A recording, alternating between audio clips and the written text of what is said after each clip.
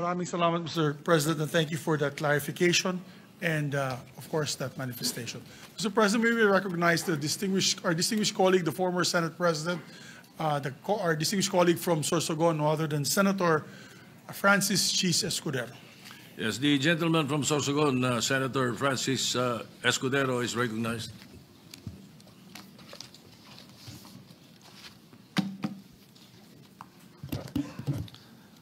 Thank you, Mr. Senate President. Thank you, distinguished Majority Floor Leader. I rise to make a brief manifestation in response to the events of recent days. Ginoong Pangulo, meron po tayong kasabihan sa wikang Pilipino. Kapag nagturo ka ng daliri sa iba, may tatlong daliri na nakaturo palagi pabalik sa iyo. Sa mga nakarang linggo, malinaw na nililihis ang galit ng taong bayan tungkol sa mga ghost at substandard flood control projects mula sa mga totoong may kasalanan patungo sa Senado at sa ilang mga miyembro nito. Tila pilit na ginagawang panakipbutas, ika nga at fall guy, at diversyon ang mga senador palayo sa Kamara at sa mga tunay na may sala. Klarong-klaro po ang script nito. Ipitin ang tatlong dating DPWH officials, pakantahin sa kanila, mema banggit lang na senador, habang pinagtatakpan ang mga congressman na tunay nakasabwat nila sa mga lugar na ginagalawan nila. Simple ang patunay dito.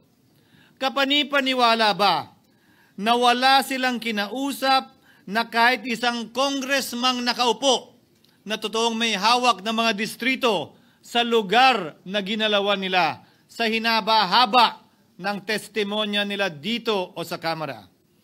Banggit sila ng banggit, name drop sila ng name drop ng pangalan ng senador.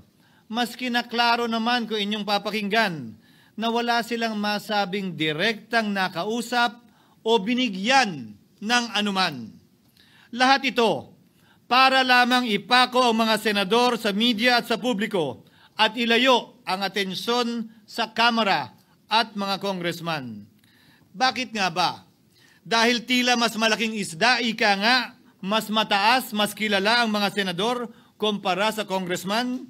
Umaasa sila na maiibsan ang galit ng tao sa kanilang mga anomalya ukol sa flood control at tuluyan na silang makakatakas mula sa anumang pananagutan.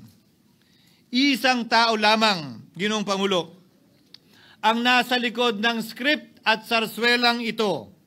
Siya ang dahilan ng kaguluhan, pagkakaaway-away, pagkakawatak-watak na ngayon yumayanig sa ating bayan, maprotektahan lamang ang sarili niya.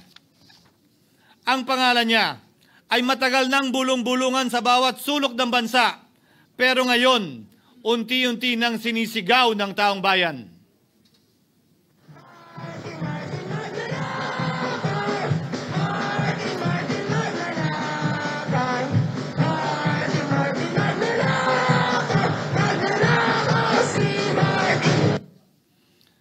Pero Ginoong Pangulo, minamahal kong kasamahan, bakit tila sa Kamara, dito mismo sa Senado at sa ilang media ay hindi pa din nila kayang sambitin ang pangalan niya? Pues, sasabihin ko, Martin Romualdez. Minsan ang binanggit ng mga diskaya ito mismo dito sa Senado, ang kanyang pangalan. Pero agad itong pinabawi nung humarap sila sa Kamara. Binanggit ni Master Sergeant Gutesa ang kanyang pangalan. Pero ultimo notaryo, natunto nila at pinabawi nila ang pagnotaryo. Buti na lang, huli na't nasabi na niya ang pangalan ni Martin Romualdez na pinanumpaan dito mismo sa ating Blue Ribbon Committee. Hindi ba't si Ginoong Gutesa, hindi ba't si Sergeant Gutesa lamang ang bukod tanging testigo na walang kinalaman, hindi sangkot sa flood control issue, walang hininging immunity, deal o proteksyon kapalit ng kanyang pagtestigo? Siya ang kauna-unahang nagtestigo na personal na naghatid ng pera sa bahay mismo ni Martin Romualdez. Ang salaysay niya, Ginoong Pangulo, ay kumpirmasyon ng matagal nang isinisiwalat ni Congressman Chanco at Mayor Magalong kung sino ang ulo sa paglilimas sa kaban ng bayan na ating naririnig na rin. 13,803,693 with Congressman Saldico as proponent. For the record, ang binabanggit po nating Representative Elizaldico, siya po yung chairman ng House Appropriations Committee. Walang kaduda-duda yan. Ito nga, hirap na hirap silang banggitin pa yung isa sa mga mastermind nila dyan, si Saldico. Hirap na hirap pa silang banggitin. May isa pang mas mataas sa kanya? Hindi naman gagalaw yun kung walang... Siyempre, hindi naman gagalaw yun kung walang pahintulot yung mas mataas sa kanya. Just the House Speaker. Ginoong Pangulo, pahintulutan niyo po ako magkwento ng konti upang patotohanan ang mga salitang ito. Taong 2023 nung tinalaga si Ginoong Kiko Laurel bilang kalihim ng kagawaran ng agrikultura. Bilang suporta sa kanyang mandato, tinanong ko noon ang isang simpleng katanungan sa budget process natin. Bakit mas malaki ang pondo ng flood control kesa sa agrikultura? Why is it that the budget for flood control is bigger than the budget of the Department of Agriculture or the agriculture sector as a whole? The fifth biggest allocation, not even a department, is flood control. And allocating a measly 31 billion for irrigation, for rice. Why? Pagkatapos po noon, tinulungan ko siyang bawasan ng flood control budget at idagdag sa 2024 budget ng Department of Agriculture. Aniya, tumawag daw sa kanya si Congressman Zaldico dahil pinapatanong daw ni Speaker Romualdez, bakit binawasan ang pondo ng flood control? Ngunit wala nang nagawa si Congressman ko dahil sinabi niyang pasayan ng Pangulo. Nung termino ko rin po bilang Pangulo ng Senado, maraming beses po akong tinanong ni Pangulong Bongbong Marcos tungkol sa panukalang budget para sa 2025. Sinabi ko po sa kanya ang buo at tapat na katotohanan para malaman po niya ang tunay na larawan at sitwasyon ng pambansang budget para sa taong yon. Ito marahil, Ginoong Pangulo, minamahal kong kasamahan, ang isa sa mga dahilan kung bakit pinag-utos ng Pangulo ang pag-veto at pag-for late release sa FLR at pag-hold ng malaking bahagi ng budget nila. Marahil, isa rin ito sa mga dahilan kung bakit ninais ng Pangulo na matanggal si Congressman Zaldico bilang chairman ng House Committee on Appropriations dahil sa mga inilahad ko at marahil na-discover din ng Pangulo kaugnay sa 2025 budget. Hindi malayo, Ginoong Pangulo, na naganap din ang mga ito noong 2023, 2024 at mga nauna pang budget kung saan napakaraming ghost at substandard projects ayon kay Secretary Vince Dizon at ayon mismo sa talumpati ng ating kasamahan na si Senator Ping Lacson. Ngunit marahil ay walang naglakas loob na sabihin ang katotohanan kay Pangulong Marcos o magsumbong sa kanya kaugnay sa ilang mga bagay na ito bago ako. Nais ko din pong kumpirmahin ang sinabi ni Congressman Toby Chanco na ang pag-file ng impeachment complaint laban kay Vice President Sara Duterte ginamit na paraan ni Speaker Romualdez para mag-release ng pondo nila na naka-FLR or for late release bago mag-eleksyon. Maski na alam po niya na hindi po ito kayang talakayin ng Senado hanggang sa Hunyo pa mula nung simula.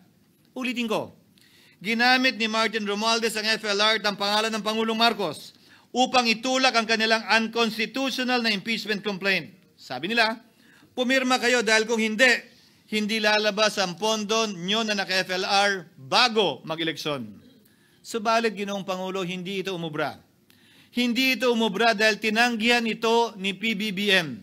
Sinabi niyang walang ganyang uri ng usapan at sinabi niyang hindi niya gagawin yon. Kaya't hanggang ngayon, nananatili pa rin for late release ang mga questionableng pondo nila. And that is why, Mr. President, distinguished colleagues, at the height of the impeachment controversy and amidst the passion of some sectors to remove the Vice President at all costs, I urged prudence and level-headedness because I knew that greed and not accountability was the reason behind it. In the end, Mr. President, the Supreme Court vindicated us. The Supreme Court vindicated us by saying, among others, quote, "There is a right way to do the right thing at the right time. This is what the rule of just law means." Close quotations. Ginoong Pangulo, sinisi po sa akin ni Speaker Romualdez ang pagkakatanggal kay Congressman Zaldico. Sinisi po niya sa akin ang pag-FLR or for late release ng kanilang mga proyekto. Sinisi po niya sa akin ang pagkakadismiss ng impeachment complaint laban kay VP Sara na nakikita niyang makakatunggali niya sa susunod na halalan. Sinisi din niya po sa akin ang pagkakasira ng kanilang maitim na balakin sa 2025 budget na nagawa nila ng walang balakid na mga nagdaang taon. Ginoong Pangulo, naging tapat ako at ginawa ko lamang ang aking tungkulin. Kung ano ang tingin kong tama at nararapat para sa bansa at sa sambayanan. Subalit, sa kabila po nito, nagsimula na ang lahat ng bira, paninira at kaso laban sa akin at sa Senado. At ang nasa likod ng lahat ng ito, walang iba kung hindi si Martin Romualdez. Ika nga ni Mayor Magalong na ngayon lamang nakita ko sinisiraan na rin ngayon.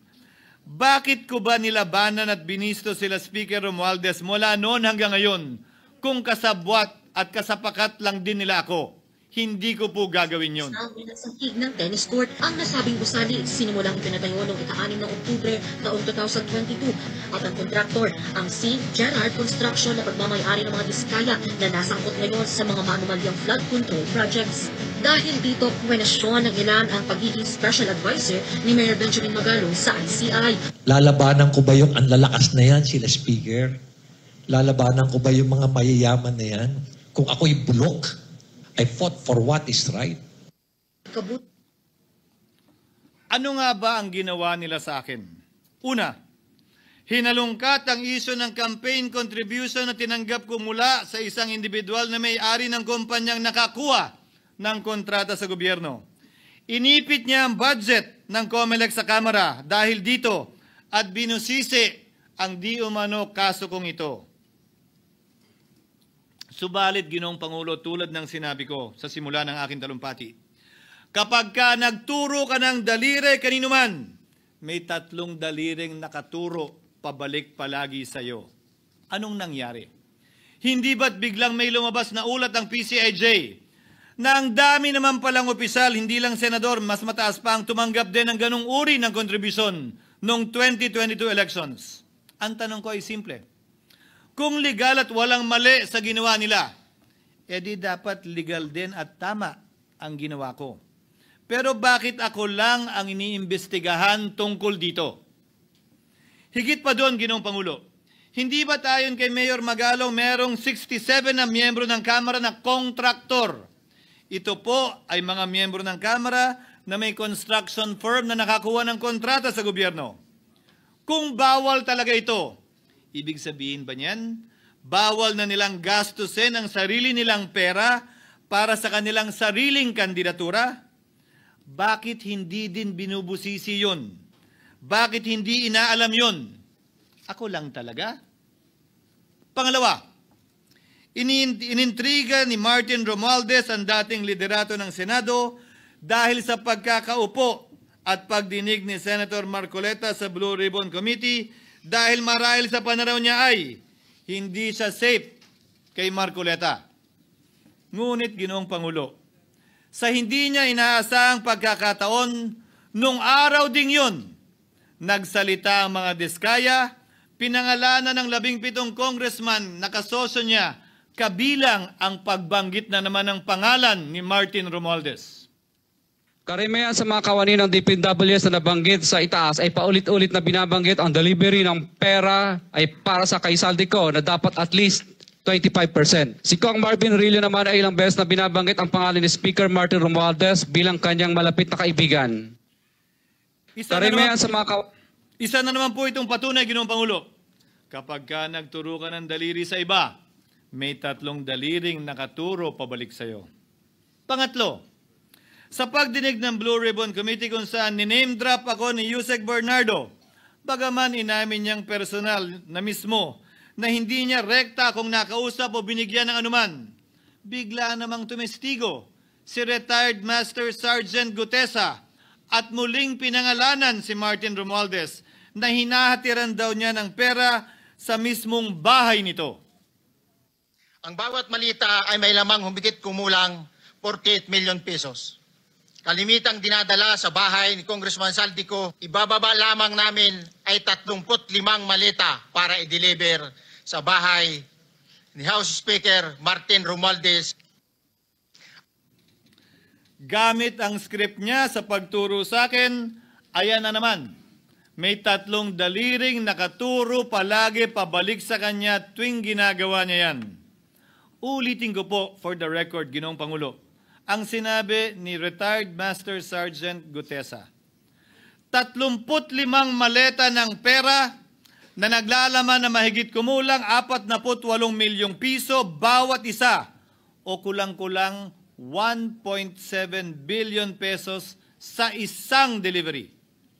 Ay di umano hinatid niya sa iba't ibang bahay, sa iba't ibang pagkakataon ni Martin Romualdez. Subalit, sa kabila ng lahat ng ito, hindi ba nakapagtataka? Bakit hindi sinasama si Martin Romualdez sa anumang investigasyon? DOJ man, NBI man, AMLAC man. No ako po ay pinuntahan, no ako po ay dumalo sa imbitasyon ng ICI bilang resource person, binanggit ko at tinanong ko din ito sa kanila.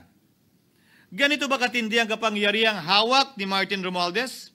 Na bagaman hindi siya speaker, tila the name that cannot be mentioned pa din siya at nagagawa pa din niya ang nais niya kaugnay sa isang mapamiling hustisya o selective justice. Halimbawa, bakit ang daming kondisyon bago ipasok ang mga diskaya na nagpangalan sa maraming congressman sa witness protection? Pero pag si Alcantara, Hernandez at Bernardo, walang ganong kaparehong kondisyon. Bakit hiniling agad ang freeze order di umano para sa asset ng mga name drop na senador? Pero maliban kay Congressman Zaldico na mukhang nilalaglag na nila, ni isang congressman walang request para sa freeze order. Pagdating naman kay Martin Romualdez na dineliveran ng bilyong piso sa bahay mismo niya, ang sabi ay, quote, "We will work on it lang." Bakit interesado ang lahat sa 6 na senador na idadawit di umano ni Bryce Hernandez na handang-handa tayong alamin sana kung sino-sino sila para mapagpiestahan natin sila? Pero nung sinabi ni Bryce na hindi pala senador, kung hindi kongresista lamang ang papangalanan niya, aba, biglang naglaho ng parang bula ang atensyon. Parang wala na nagtanong. Parang wala nang interes para alamin, sino-sino nga ba yung mga yan? Kung ako po yung tatanungin nyo, alam ko merong 6 na senador eh. May nagtatanong sa akin, bakit wala si Cheese? And my answer to that is, I'm almost sure, though probably hindi mame-mention si Cheese, simply because walang insertion doon. Sa Bulacan. Escudero, wala doon. Hindi po senador yung laman nung computer ko. So fake news yun, ha? May 6 na senador na nunumrahan mo daw. Mga congressman yung nasa computer mo. Yes, yung nasa computer ko po, congressman po. Okay, thank you.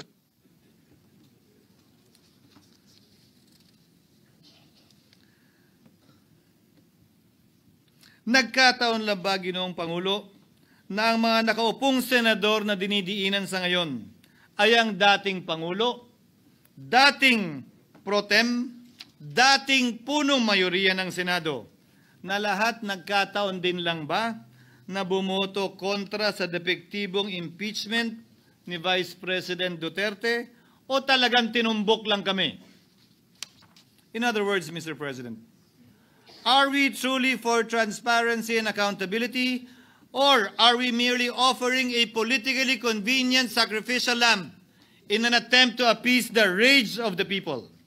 What is painful, Mr. President, is that along the way, reputations have been disparaged and tarnished.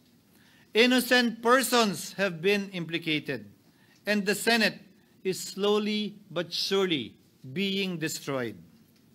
Nagkataon lang po ba na ang lahat ng ito o ito'y sumusunod sa isang script, direksyon at basbas ni Martin Romualdez? Sa kanyang script na naglalayong ilihis ang galit ng bayan mula sa kanya at sa mga kasabwat niya at ituro ito sa Senado at mga senador. Ginoong Pangulo, ang script at sarswelang ito ay di uubra dahil napakalayo po nito sa katotohanan. Napakasama sa panlasa at tinitiyak ko sa inyo, hindi po ito matatanggap at lulunukin ng sambayanang Pilipino. I've been in public service for 27 years. I've never been accused nor charged with corruption. This is the sterling record which they are trying to tear down, and I tell you, they will not succeed. I will defend myself, Mr. President, against these malicious and false allegations. In fact, I have already filed and will be filing necessary and appropriate charges against my accusers and prove them wrong. And with the help of the Almighty, I will be vindicated and declared innocent, I am sure. Kaya ko po ipagtanggol ang sarili ko, Ginoong Pangulo. Ngunit, Ginoong Pangulo, sino po ang nagtatanggol sa ating institusyon?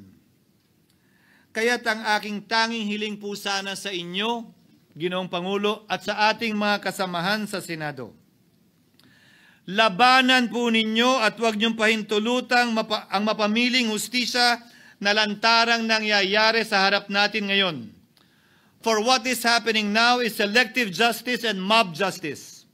Members of the Senate have been thrown off a cliff before the court of public opinion in an attempt to mollify the people's rage, thereby covering up the real perpetrators and giving them a chance to get away. Mr. President, I will not allow justice to be weaponized against the innocent to protect the guilty, because this corrodes the legitimacy of the law before our people's eyes. Wala pong naniniwala, bagkos lahat nagtatanong, bakit walang congressman na kasama sa investigasyon? But what about the other congressmen in Bulacan? Why haven't they been questioned? Called out, yeah. You think that they do not know what's going on? Ginoong Pangulo, mga minamahal kong kasamahan, huwag po tayong sumunod sa script ni Martin Romualdez. Labanan po natin ang script na ito. Pasagutin at imbestigahan lahat ng niname drop at nabanggit, congressman man, senador man at iba pang opisyal, at dapat kasama dito si Martin Romualdez. Ginoong Pangulo, hindi ba natin nakikita na pili tayong pinag-aaway-away?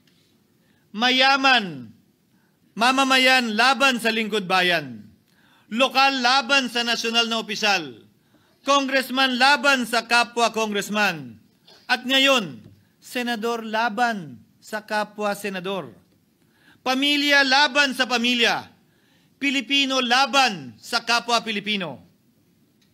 Ginoong Pangulo, tandaan po natin, mas madaling manipulahin at ang nag-aaway at nagkakawatak-watak na bansa.